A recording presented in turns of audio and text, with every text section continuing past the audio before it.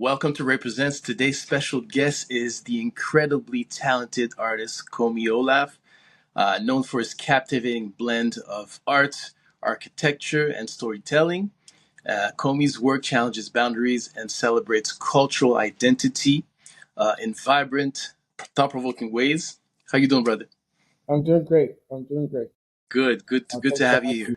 Yes, I'm very happy to be here and glad to make the connection. Thank you. Appreciate it. Yeah. Like I was telling you earlier, I've admired your work for a long time, and it's good to finally sit down and, talk about your work. Yes. Um, Thank you.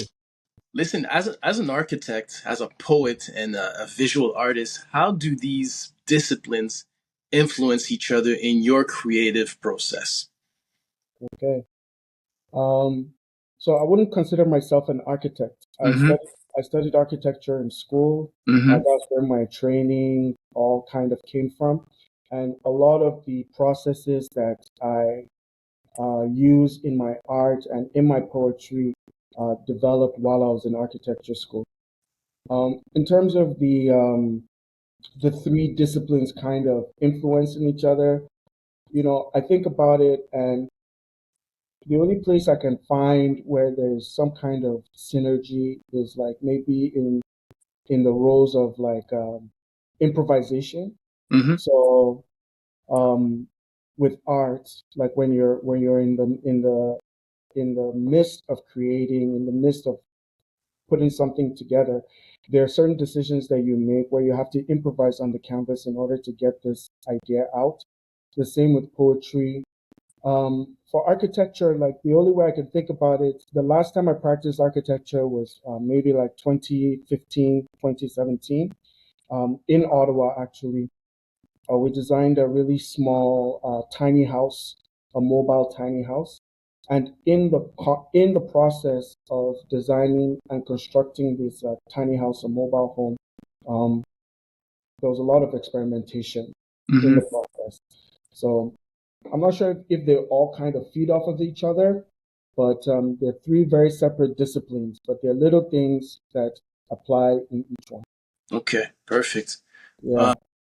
Komi, your art blends, correct me if I'm wrong, but it blends traditional African themes with futuristic concepts. Hmm. How did you develop this unique style, and what message do you hope to convey through it? Okay. So the whole style kind of developed over a long period of time. But initially, when I first started painting in Ottawa, I was painting. My first show was called Fire Dance, which was it was mostly like just black cultural visions and stuff, inspired by Fela Kuti's music. And then after that, I started painting like blues musicians. I did a series called Angels of Music, and I kind of stayed in that lane for a couple of years.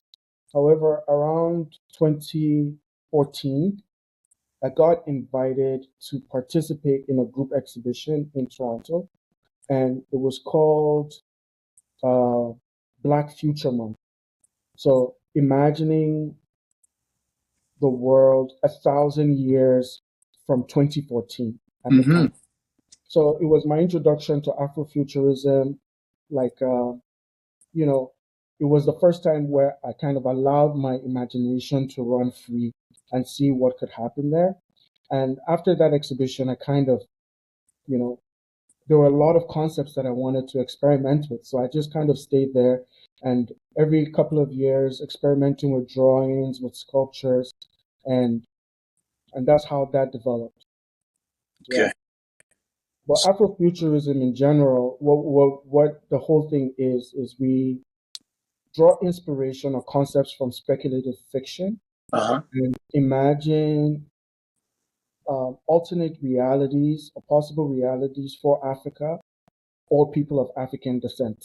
So we just imagine a future and allow our imagination to run free. Okay.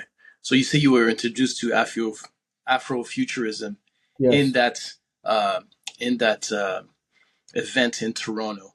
that's right. How do you see that movement evolving, and what role do you think it plays in shaping a conversation about Black identity and culture. Okay.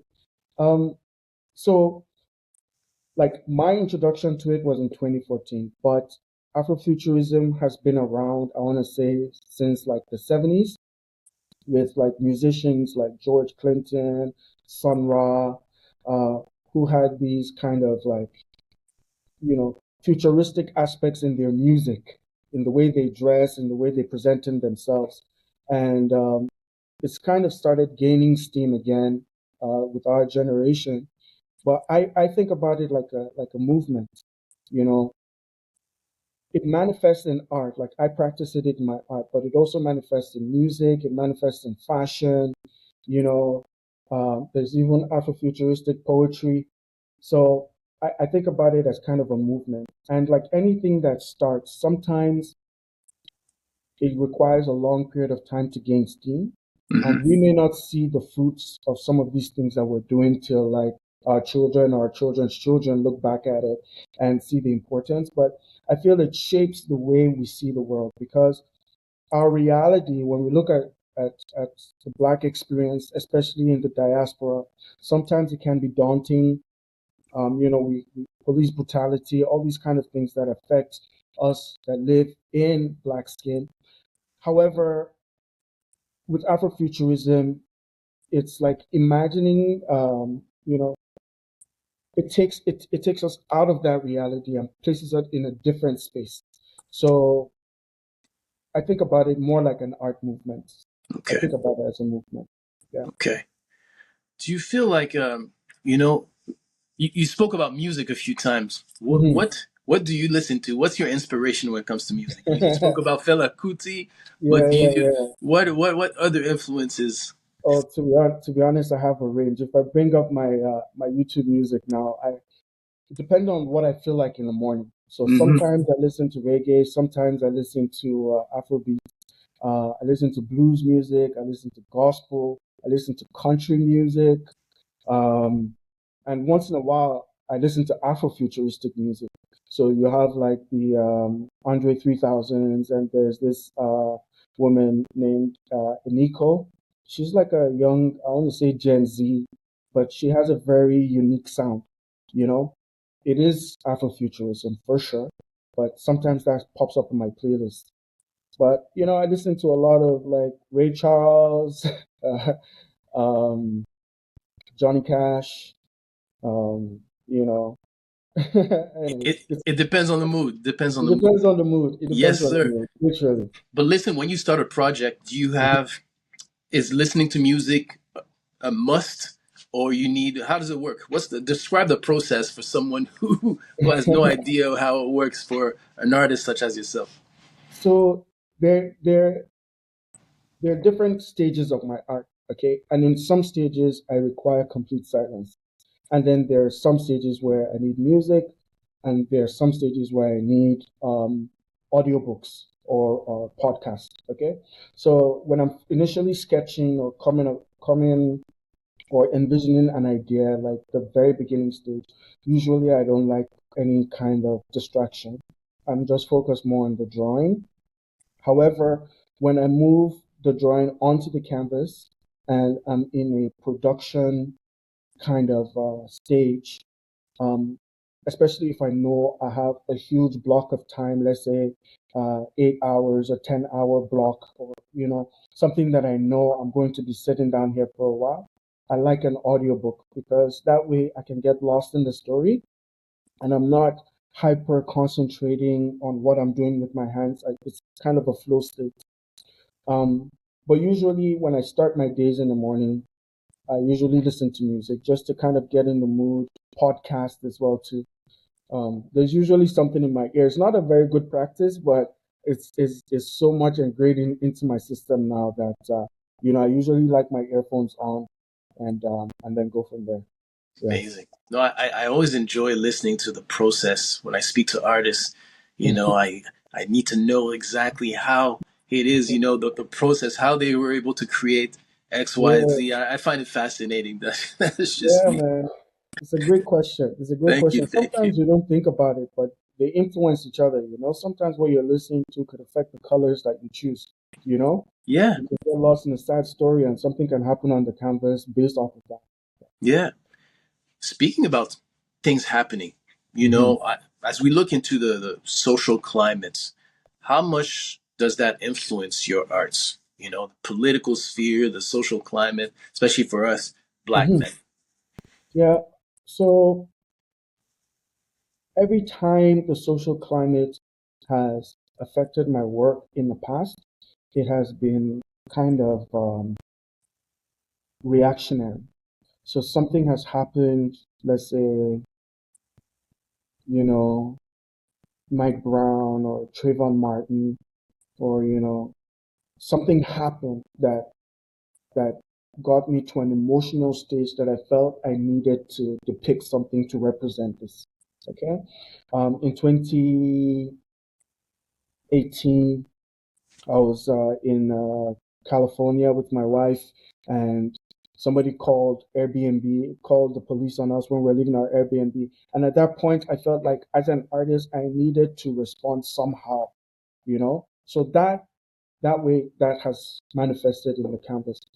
I try I try to allow that to happen. I don't deliberately go looking for things that will annoy me to show on my canvas, or things that you know, when I'm creating, especially if I'm doing work for myself, I usually have a concept that I'm trying to manifest through multiple angles. So let's say there's an idea I'm trying to manifest. I think about it. How would it look as a painting like this? How would it look like a painting like this? Maybe five or six different variations, and I try and live in that space, just trying to produce that.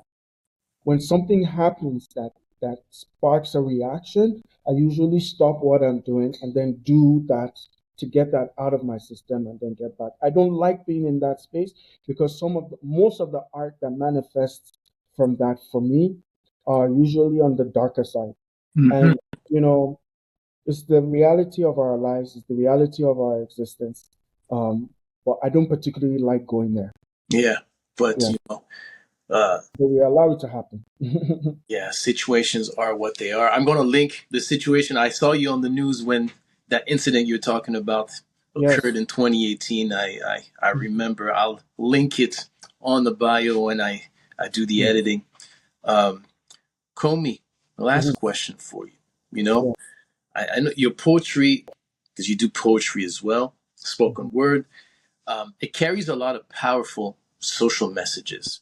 If Yeah. you had one message to share with the next generation about creativity and purpose, what would it be? The message I'll say for creativity is don't be too hard on yourself. Like sometimes the audience or whoever you're creating your art for have an expectation, and don't worry about that. Creativity comes and usually has to catch you while you're working. So just try and stay productive. It doesn't matter if you stop as long as you start again. Okay.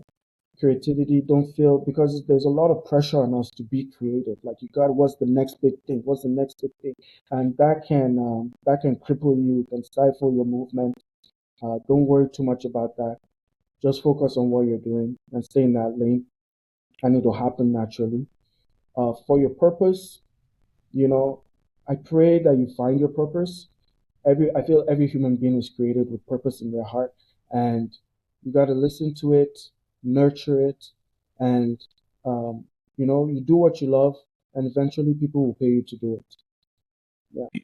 Beautiful. Thank you, Komi. Listen, I like to end my conversation with this phrase: we Sure. learn today and we lead tomorrow. So I thank All you for your time. right. And hopefully, I'll see you soon when you get back to Ottawa Yes. and Yes. we chop it up live and in direct. Okay, man. Thank you very much for Appreciate you, brother. the lesson. Thank you.